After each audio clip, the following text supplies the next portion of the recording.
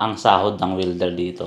Hindi lang ang sahod ang pag-uusapan natin ngayong araw, pati na rin kung dito ka nasa Poland or nasa parting Europe ka, kung saan ka makakahanap ng trabaho.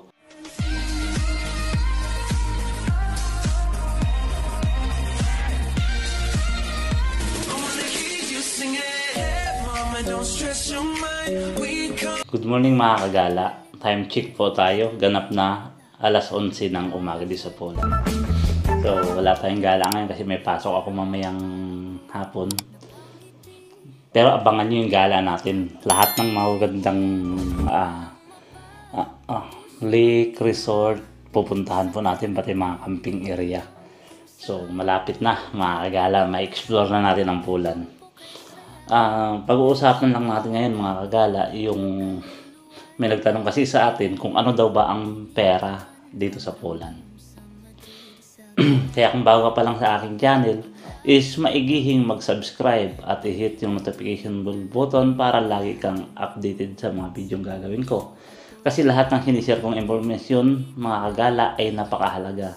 Nag-share din ako ng mga job hiring o kung saang panig man ng bansa gusto mong mag-apply ay maisishare ko sa inyo. Mas mahalaga kung sa Europe ka lang pumunta mga kagala, isipin mo, maikot mo ang buong Schengen, makarating ka ng Paris, Spain, Barcelona, lahat ng Schengen country ay mararating mo pag nasa Europe ka nagtatrabaho. Yun ang mga advantage pag nasa Europe ka mga kagala. Akalain mo, narating ko yung Finland, Czech Republic, Germany. Dahil sa Europe ako nagtatrabaho, sa Poland lang ako. At hindi ko to nagawa nung nasa Middle East ako mga kagala. So may nagtanong, ano nga daw ba ang pera dito kagala? Kasi sabi niya, may friend daw siya, welder, ang offer daw ay euro. Mga kagala, ang pera dito sa Poland ay zloty or PLN. Hindi po euro ang sahod namin dito. May sariling pera po ang Poland. So kung may nag-o-offer sa inyo na euro na recruitment agency, mga kagala is magduda na kayo kasi hindi po euro ang pera dito. Pang-akit lang po nila yan para makakuha sila ng applicant. Siyempre may commission sila doon. Kaya yun ang nangyayari. Kaya sinasabi nilang euro ang sahod nyo dito. Hindi po euro, inuulit ko. So pag-uusapan natin ngayon mga kagala ay ang sahod daw ng welder. Tinanong ng ating kaibigan na si Kasipa TV. Shout out sa'yo. Lagi ka nag-comment sa aking vlog. At salamat sa suporta. So, magkano daw ba ang sahod ng welder dito? Hindi lang ang sahod ang pag-uusapan natin ngayong araw. Pati na rin kung dito ka nasa Poland or nasa parting Europe ka, kung saan ka makakahanap ng trabaho. Huwag na po kayong mag-agency dahil yung agency ay kukunin lang po yung pinaghirapan nyo. Instead na mataas yung salary nyo, yung inyong basic salary, instead na 45 for example, magiging 23 lang yan dahil sa agency na pupunta ang inyong pawis mga kagala. Kaya lagi kong ina-advise, wag po kayong pumatol sa agency. Kasi nasubukan ko ng mag-agency, magkano lang ang sinasahod namin dati, 12 zloty, 14 zloty per hour. So nung nasa agency nung wala na kami sa agency is gumanda na yung sahod namin. So na-reveal ko na rin naman yung salary ko dati pa sa mga salary reveal na po. So alam niyo na kung magkano sinasahod ko mga kagala. So ang pag-uusapan natin ngayon ay ang welder. So mag-basic lang tayo mga kagala sa per hour kasi dito sa Poland usually ang sahod is per hour lang. So mag-start tayo mga kagala. Ang sahod ng welder dito sa Poland ay nag-i-start lang yan ng yung TIG welder, nag-i-start ng 25 zloty to 32 to 37 zloty per hour. Yun ang bago ka pa lang na welder mga kagala ha. Tapos nagre-rent na yan pag talagang may experience ka na mga kagala is 35 to 14 zloty per hour mga kagala. Per hour kasi ang labanan dito sa Poland, kung ano ang haba ng pinasok mo, yun din ang sasahurin mo. Maliban na lang sa katulad namin na meron kaming minimum hours. For example, 184 per 184 ang ano ko ngayon, ang monthly ko 184 yung kailangan makabulang ako ng or 185 per month. So, sasahod ako ng 6,000, example. Tapos yung exceeding hours, babayaran pa ulit yun mga kagala. Yun ang maganda pag nakakontra ka ng ganun. Hindi katulad pag sa agency, pahabaan lang ng pinasok, pahabaan lang, o ilang buwan, ilang oras ang pinasok. Nakikita ko yung mga post ng iba, malaki nga yung sinahod, nasa 9,000 zloty.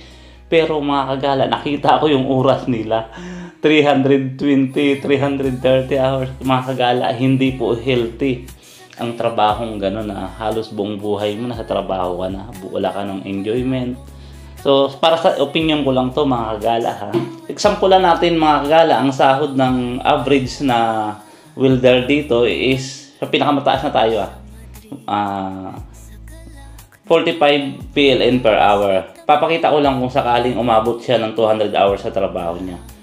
So, 45 times 200 hours. Sasahod siya ng 9,000 PLN mga kagala sa isang buwan. So, ita-times natin yan sa piso mga kagala.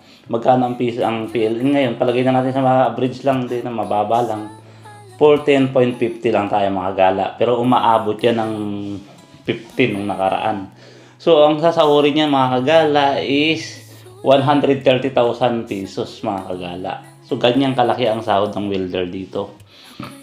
Mga nagsasabi na mababa ang sahod ng pulan dahil sa mga factory yun. Marami nagsisi dito mga kagala. Nung mga supervisor sila, mga manager, nagtatrabaho sa Middle East. So, pagdating nila dito, nag-factory sila mga kagala. So, parang hindi nila matanggap na parang lumit ang sahod nila mga kagala. So, sa talagang nangyayari yun, kaya bumalik sila sa Middle East, umalis sila ng pulan. Kasi nga dahil yung sahod nila mga kagala is hindi natumbasan yung sahod nila sa Middle East. Kasi ang malaki lang ang sahod ng mga sa pulan pag mga skilled worker. Pero ngayon mga kagala, magandang balita na rin yung pulan kasi kahit yung mga factory workers is mataas na rin yung sahod. Nagre-rent na rin yung sahod nila ngayon sa minimum na 24 to 26 zloty per hour. So, magandang ano na yan mga kagala, magandang sahod na yan. Unlike 3 years, 4 years ago, ang sahod is 12.85 zloty lang sinasahod namin, pero masaya na kami nun mga kagala. Pero kung iisipin, ang laki ng tinaas ng sahod ng pulan, hindi na katulad nung dati. So kaya mas marami nang pumupunta ng pulan ngayon sa ibang part ng Europe like Hungary, Croatia, Malta is gustong pumunta ng pulan.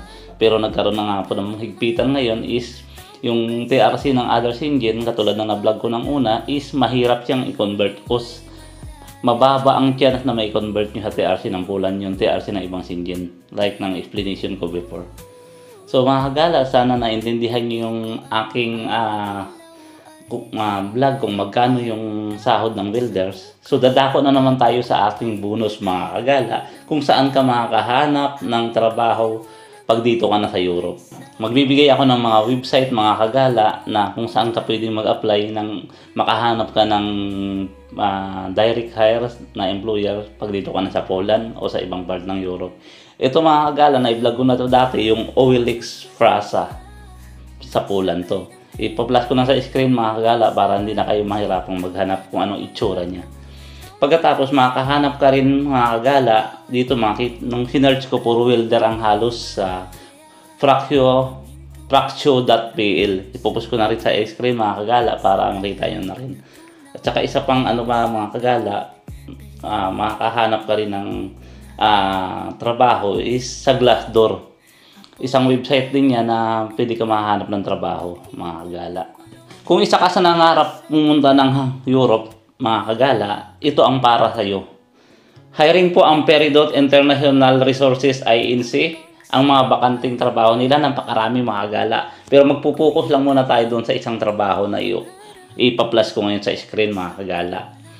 Open ang Hungary sa machine operator. Lalaki po, male. Minimum height is 165 cm. High school graduate pwede. Vocational graduate pwede. At least 2 years experience mga kagala. Manufacturing plant can operate the press grinding and welding machine. So welder pwede siguro dito mag-apply mga kagala. So knowledge sa basic maintenance, inspection of the mechanics, mga kagala. Good physical condition, and good English communication, mga kagala.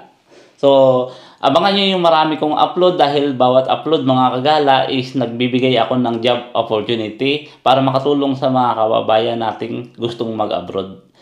Sa sunod na mga kagala, hindi lang sa Europe ang ating bibigay sa inyo, nagsisiyasat din po ako ng mga kung saan-saang pang country na para pwede nyong pag-applyan.